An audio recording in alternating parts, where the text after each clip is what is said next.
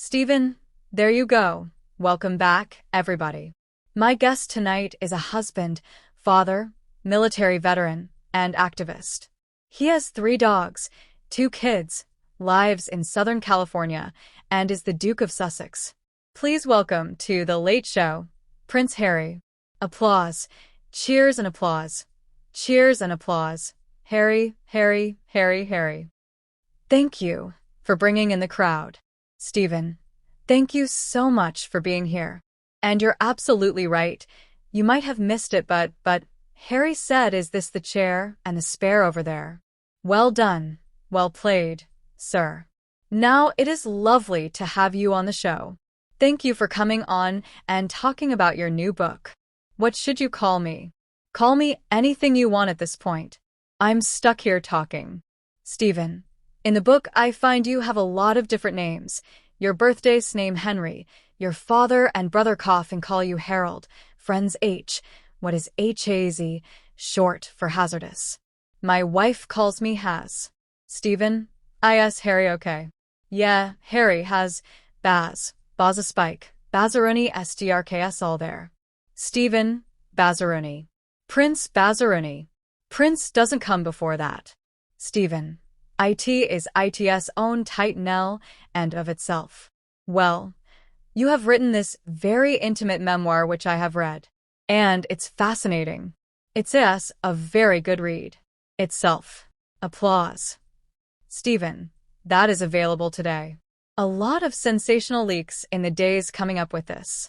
I know that you yourself are a very private person for being a public figure.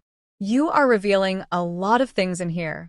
You must be on a certain level kind of nerve-wracking to be out there to publicly, physically represent the book. Would you like a cocktail before we begin? Laughter. Yes, please. Applause. Stephen, I hear you like tequila. Does he ever make you guys a drink or not? Everyone wants a drink. Everybody wad. TS a drink. Cheers and applause. Stephen, they're already on your side. Man, you don't have to get them drunk. All right, are you glad now to be out here? People can see this book after all these leaks, so they can see the context of these remarks?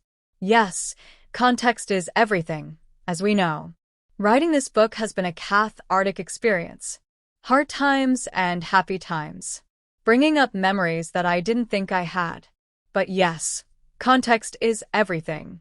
And unfortunately, due to those leaks, the British press, which are central to so much of my story in my 38 years up to this point, and after spending 2 years focused on context and what I am going to share, how I am going to share it, and being able to piece it all together, they intentionally chose to strip away the context and take out individual segments of my life, my story, and just to make a headline, which is somewhat typical. Stephen, right? Especially if you read this book, you find out how typical that is. Yes. Stephen, there is a lot of faults in the American press, and people can see that in the American press. But the British press, what is odd to me, sort of bizarre how vicious they can be.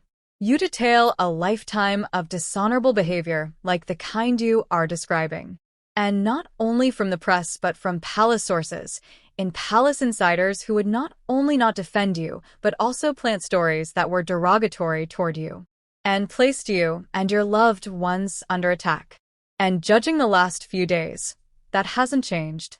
Do you think that right now there is an active campaign by the family, by the royal house, as it were, to undermine this book and you, as you support it? Of course. And mainly by the British press. Because they, Stephen, but aided and abetted by the palace. Again, of course. But this is the other side of the story, right? After 38 years, they have told their side of the story. This is the other side of the story. And there is a lot in here that perhaps makes people feel uncomfortable and scared. I would say that I think there are some veterans in the house tonight. Cheers and applause. I think one of the most. I'm not going to lie. The last few days have been hurtful and challenging, and not being able to do anything about those things you refer to. Perhaps, well, not plaps. Without a doubt, the most dangerous thing they told is that I boasted about the number of people I killed in Afghanistan. Stephen, I read that section of the book without reading the entire thing right here. To me, it is a very thoughtful description of what that knowledge is like to have. And what the experience is to know that you had done this in order to protect what you believe is good in the world from those who would wish to destroy it. There is nothing boastful about it. And not only that, but also, I would say that if I hurt Nibbles, if I hurt anyone boasting about that kind of thing, I would be angry. But it is a lie. And hopefully now that the book is out, people will be able to see the context. And it is really troubling and very disturbing that they can get away with it because they had the context. It wasn't like here is just one line. They had the whole section. They ripped it away and said here it is boasting on. This when, as you say, you read it.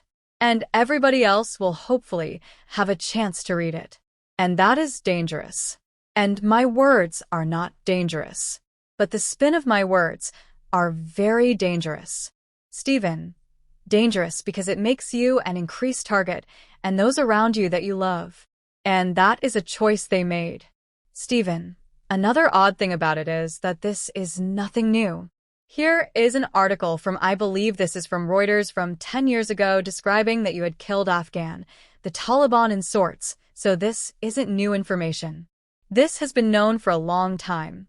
Almost 10 years to the day. My face was aired all over the pages because someone asked the question when I was still in Afghanistan if I had killed anybody from an attack. And I said yes. And I think the most important thing here is not only the context, but the reason as to why I decided to share this in my book. Because again, to the vets here and to the civilians here, which may feel as though it is slightly a weird conversation to have, especially on this show or shows. But I made a choice because having spent nearly 2 decades working with veterans all around the world, I think the most important thing is to be honest and to be able to give space to others to be able to share their experiences without any shame. And my whole goal and my attempt with sharing that detail is to reduce the number of suicides. Applause. Stephen, you talk in the book. Here we go. There you go. Applause. You talk in the book about those years in the military as having saved you. You say you continue to work with veterans, wounded veterans. And do you think the UK press is using this specifically to hurt you in an area that is meaningful to you? Without question. It is not just an area that they know is the most meaningful, but it has defined my life. I spent 10 years in the army. I only joined originally for 3. Couldn't resist staying. They kept dangling the carrot with different jobs for me for many years. But I found a refuge there. And as I talk about in the book, I found my purpose. A purpose greater than myself and to be amongst comrades, no longer being treated differently for the first time in my life, having to hide away from the media focus. For me, that was an amazing place to be and an amazing community. I still am part of that community. So they will do everything they can to try and disrupt that. Stephen, I know this might be a simple question or there might be a simple answer here. Why do you think people are so fascinated with your family and this moment in you? Aside from this book, because there was also a press fascination or public fascination when you and your wife were being private, all during COVID out in California. Why do people have an appetite? Well, first of all, are you talking about my family? Stephen, your family, well, how about your family and your greater family? The greater family, I don't. I grew up within it. I think there has always been a fascination. I think my mom took it to a new level. Diana's boys is how this turns out. I think there was a real sense of some parts only a bit, some parts. Parenthood by the British public, that they had to parent my brother through our teenage years, and when he got married, okay, great, there's one. What is going to happen to the other one? And then I'm falling out of clubs and dripping heavily and all of that. Again, tea is all there. And that was a part. But with regard to my family, you hit on a really important part is we were forced to leave. We left in 2020. We moved out. We fled the home country, moved to California, and for 12 months during lockdown where we said literally nothing, IT was relentless. And that was a real eye-opener for me. I never thought that they would be away from it completely. But I did think that we would get some form of peace. That is when I realized that actually our mere existence outside of that institutional control was more of a threat. And a similar thing that happened to my mom as well. And look, they always knew that my wife was going to leave because of the way they were refusing her. But the most embarrassing thing was I decided to go with her. Stephen, do you think the intent was to make her leave or to break her spirit so she would be easier to control? 'Cause either one would do. A little bit of therapy. You didn't know, did you? I have dinner reservation. What is that? Stephen, let's follow that. Laughter. I think both. I have never seen the level of abuse and harassment that I witnessed with my wife. Other than as a family, they experienced different things of that. But to see it happen the way it happened, I was naive goes into it and realized the British press was so bigoted, and even if I had, I wouldn't have said or understood that they could get away with it. But here we are.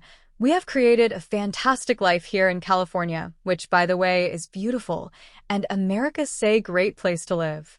How old were you when that description made sense to you in terms of the hierarchy of the family? When it made sense. Stephen, when you realized that spare meant you are even come ethically as he is the safety cushion. Laughter. I heard someone go AWW. Stephen, you should read the book. Laughter. Whoever that was, thank you. I will give you a hug later. Did you hear that? Yeah, I think for a poorly American audience, I assume the air spare is something new, but it is literally that you have the air and you have the spare, the distraction. And if you are not careful, you can play into that like some members of my family and I fell for that trap in my teenage years. Figuring out my purpose. Stephen, the thing that figuring out my purpose. Stephen, the thing that seems, when you read the book and hear the interviews, I get the sense that you are being honest when you speak. Factually honest, as you say, these are your stories, but also emotionally honest. And one of the things that was emotionally very effective to me, as someone who doesn't really follow the royal family as much, I sued after the death of your mother that you and your brother from lockstep, were you these solaces for each other that went through the experience together, and really the rest of your livers shoulder to shoulder as the only two that could possibly understand what you have gone through. But that is not the case here. Are you surprised? People are surprised? Because people are surprised. Are you surprised? Yes. Because that has been the narrative. I mean, look, there are two parts too. This one is I think anyone who suffers from trauma, shock, grief, loss, which we all have, and all will, that you have to put on a brave face. And I think to a large extent, me out there smiling, my blower out there smiling, US working engagements together, IT looks a certain way. Especially when you have British press, the royal router. All of the royal family information goes through. Stephen, like a press pool. Yeah, a press pool. Stephen, do you have to say it that way? Legally, do you have to say it that way? I signed a disclaimer. Stephen, exactly. But so I can understand why people would think that, but I guess more recently, especially in the last 6 years, it is all the fracture of the relationship between me and my brother has very much affected my wife. Stephen, there is a lot of talk about the physical fight that the two of you had, where he pushed you down in the kitchen and broke the Doug bowl when you fell on it. It says it broke your necklace. What necklace was it that he broke? This one. I got. My kids' hobbies. My wife gave me. Stephen. OHS the cardiogram and Grayford. And made this one. Stephen, if your moth Prier's still alive, do you ever think of how she would handle this moment? We wouldn't have got to this point. Stephen, talk to me about that. We wouldn't. I don't know where I don't know. Stephen, there was already crisis in your family, already divisions. She was already being hounded. So? It is impossible to say where we would be now. where the relationship would be now. But there is no way that the distance between my brother and I would be the same. Stephen, do you think of how? Do you sort of menially or spiritually ask for help? ASTO, what can I do to fix there? Any advice she might give you? I would say quite a lot recently. In these interviews I've been doing, that I really felt the presence of my mum, especially the last several years. I detail in the book my brother and I talking at her grave and how he felt as though she had been with him for a long period of time and helped set him up with life, and that he felt she was now moving to me. And I had felt the loss more in the last 2 years than in the last 30. Stephen, the last 2 years is interesting. You were 38, and she was 36 when she died. What is it like when someone loses a part when you are older than they are, when you have seen more of life than they have? Such as what was that moment like for you? Or was it significant at all? She died at 36. And I was 36 when this all kicked off. As in January of 2020 was when my wife and I basically said enough. We can't cope. We can't deal with this. We carved out something different. So that was an interesting lap of time. Stephen, you engage in something that I think we've discussed this briefly. I lost several members of my family when I was a little bit younger than you. And I engaged in a lot of being it, where they were, and perhaps they weren't dead, and you talk about this all through this book. One of the things that weighs as so residential nail to you was the brief that no, my mother is alive. She's out there someplace, and someday she will show up. That is a recurring theme throughout this. Did you have an image in your mind of where she was and what she was doing all this time for those years? For many years I had dreams. I was convinced that she was still alive. At 12 years old, Stephen, did you think you saw her places? Only a handful of times. But I had to believe that she was still alive. I could not face the reality that she was gone. Stephen, where did you imagine she was? Hiding, taking a break, plotting, planning, and then coming to get William and I to get us out of there. Because it was unbearable for her. Stephen, hiding, I'm not going to moving yourself. This fantasy of what your mother did, what you removed yourself from the toxic situation. Yeah, and I'm Glarks, by the way. Applause. Before trying to make it work. Stephen, yes. We tried. And I'm glad that that resonated for you. Because as we know, through our mental health journey, there is power in sharing. Because you realize, are you not alone? You realize you weren't crazy thinking that. Stephen, that is how that person is still alive. If you share your memories, that is how that person really, that is not a imaginable thing, that person is alive. But sure, there is that grief that's so us, like within society at large, we are not exactly encouraged to grieve. And I think that's a real problem. Stephen, it seems weakness. But I, through this book, have been the most vulnerable I have ever been in my life. And have I never felt stronger? You write a lot about your brother. You write about him with love. You call him Willie. But there is a different Willie that also gave you some pain and trouble. You got frostbite, frostnip. Stephen, on a delicate part of your anatomy. You write about this in the book. Now they're interested. Stephen, okay. Can you explain how it is that the royal standards got frostnipped? Walk us through take all the time in the world. How long? Can have I a drink? Stephen, there you go. How long you have waited to ask that question? Stephen, since I read the book yesterday. We've taken quite a leap from grief and trauma to my codger.